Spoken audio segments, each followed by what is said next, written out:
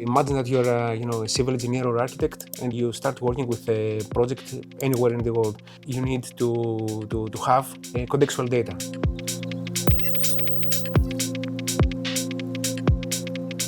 My name is Labros Kaliakatsos, and I am the founder and CEO of Plex-Earth. I created Plex-Earth 15 years ago when I was working as a civil engineer and I needed real-world contextual data for my project. I used my programming skills to connect AutoCAD with Google Earth, and that was the beginning of the journey.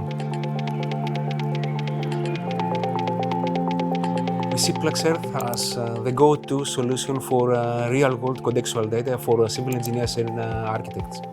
We focused on to build a seamless experience because it is traditionally, in conflict in the mindset between CAD and GIS. So we made it easy for them, very easy, not to realize that what they do is actually GIS.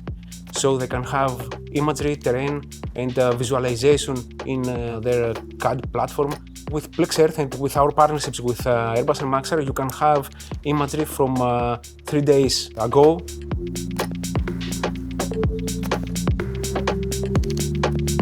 The biggest challenge was to make our software fit perfectly into engineering workflows. Plex-Earth, in the beginning, it was everything about AutoCAD and Google Earth. But soon we realized that it was not enough for the engineers and architects. It functions as a plugin, in AutoCAD Civil 3D and now in Forma.